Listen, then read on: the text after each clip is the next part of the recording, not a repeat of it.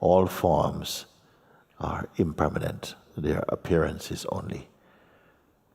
Even when God appears through form, that is impermanent also. When the invisible becomes visible, the visible is in time. The formless is beyond time.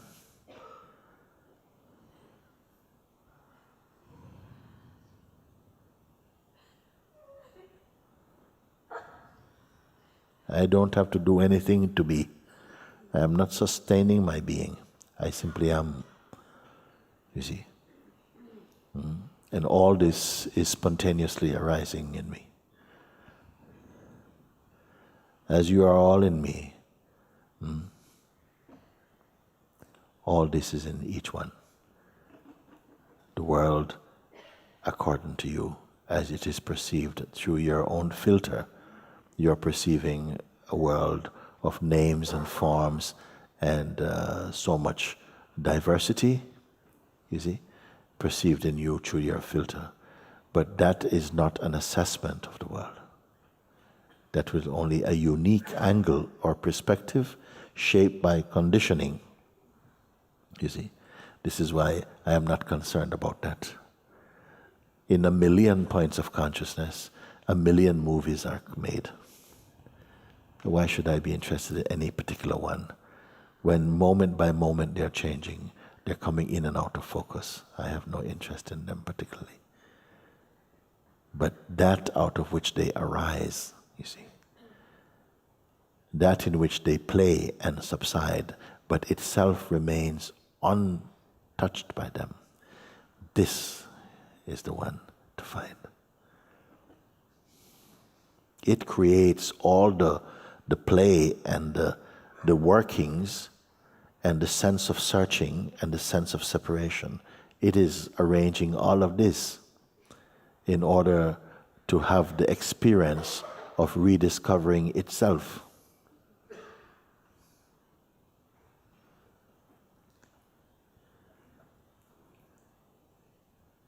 Nothing is outside of it.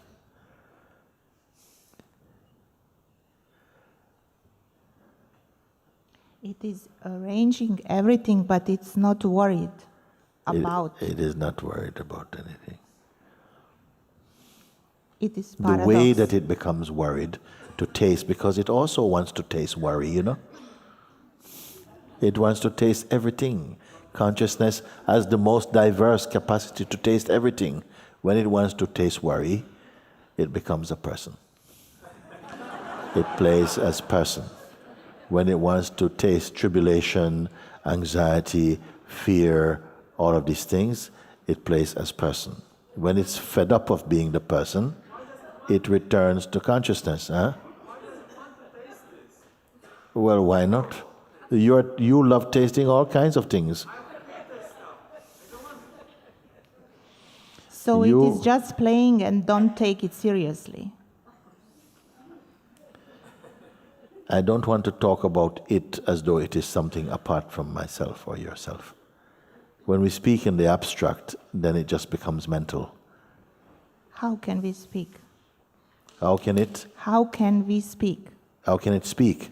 Yes. Yes. In another way I can say, it is speaking now also. Will you understand that it speaks nonsense and it speaks sense and it doesn't speak? How will you understand this?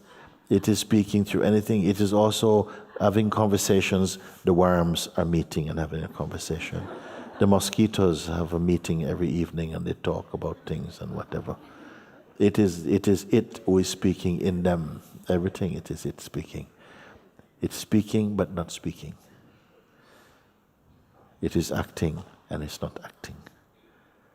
It is just dreaming to speak.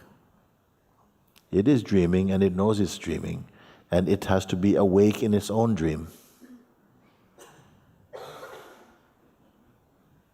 Is there a clue?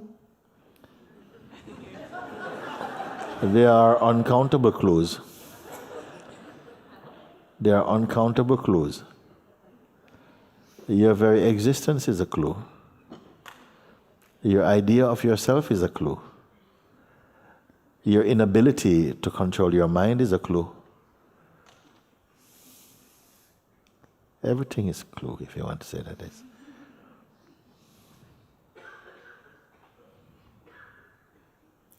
But from itself, it needs no clues.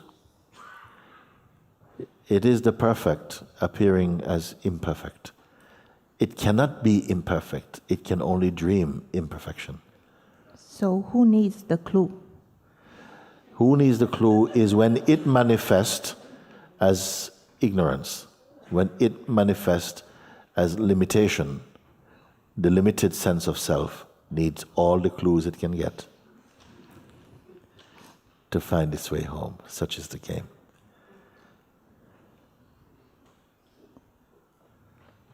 This is one way of seeing it. There are many other ways of seeing it, but they all, in essence, come from the one.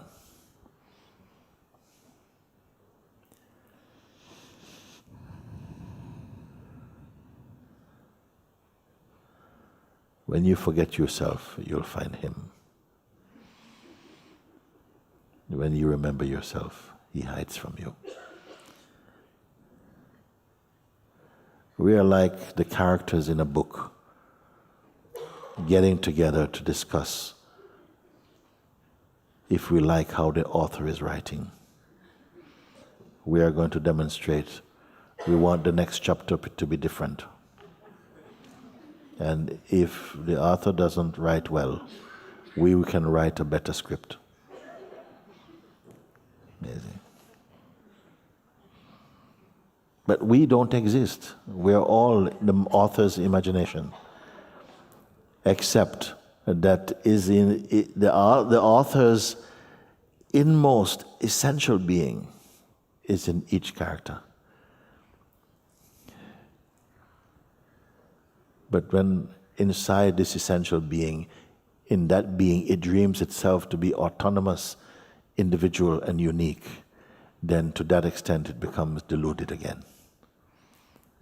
So the clue is to find the author through this essence, which is the part of author. The greatest clue is to keep quiet.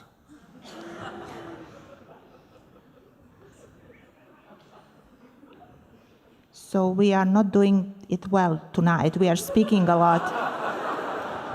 Well, I can tell you, it's a perfect example, because although I'm speaking with you, I have not changed 1 micromillimeter of what I am. My peace is never intruded upon. Myself, I'm never lost. I simply enjoy. When you're ready to see, I'll find myself focusing upon you.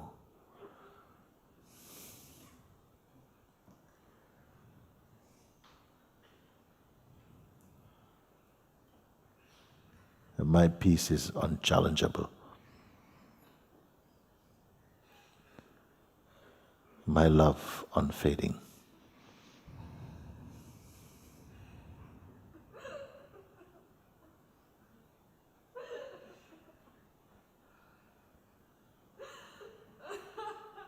And truth incorruptible.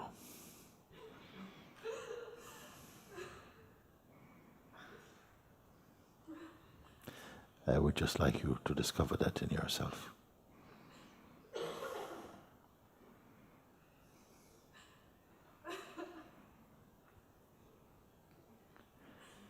The belief that we are the body-mind or you're a separate person causes all this mischief.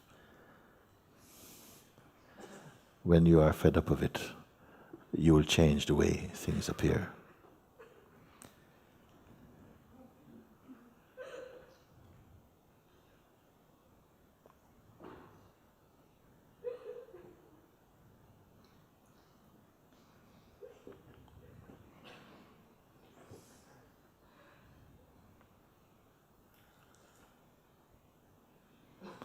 It is a wonderful existence, mighty.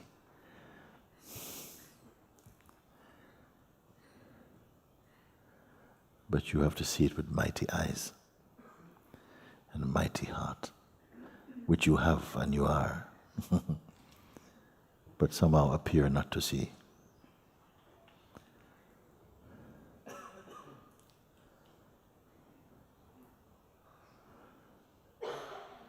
You think you can get something profound from the fleeting things of this world, but they emerge out of you, and your interest sustains them. But nothing can surpass that which is in your heart, nothing.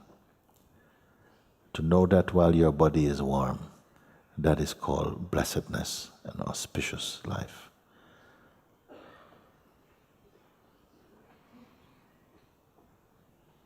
While you have the sense of time to discover the timeless.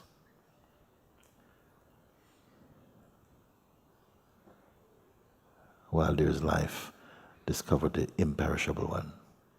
All of this is possible. This is not merely poetry. It is the playground of the gods itself.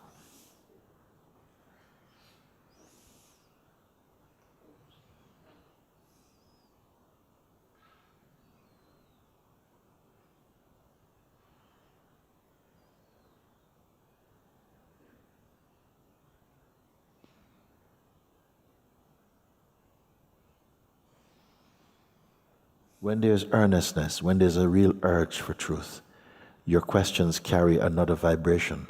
They command attention. You see? When you call from the heart, it is the heart that comes to you. Yes. It is what heals your pain and restores your joy. It is not just mind thinking. It is not concepts.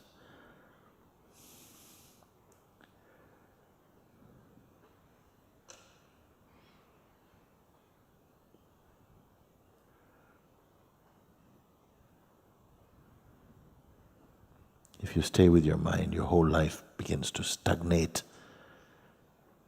Because mind will just keep on pushing up,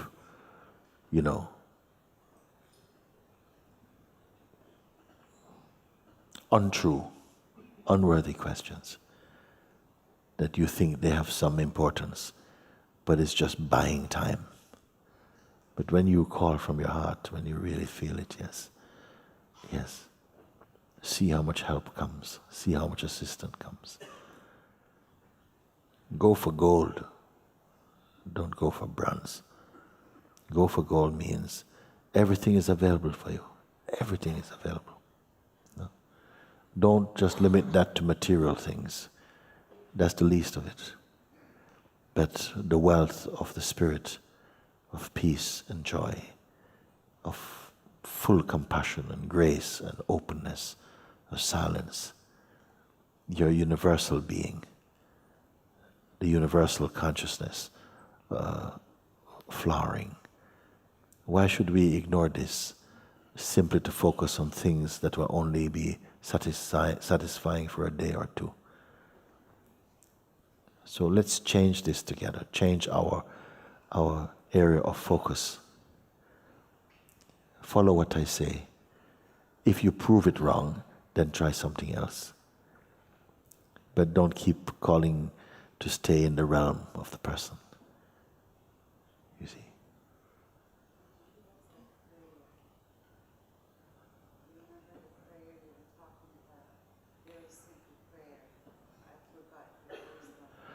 There are many simple prayers.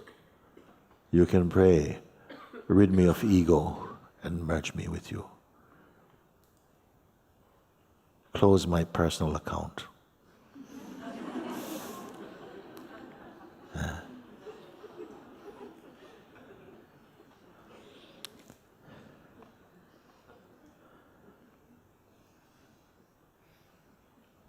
Even a prayer goes, in the book of life, find a page where I as a person is written and erase it.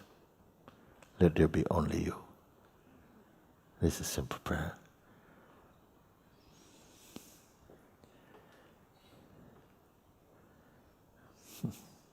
As you speak, there is one book of prayers coming very soon. The next one is coming. Simple and beautiful, true prayers. That doesn't perpetuate duality, but celebrate life and the power of the living spirit. Yes.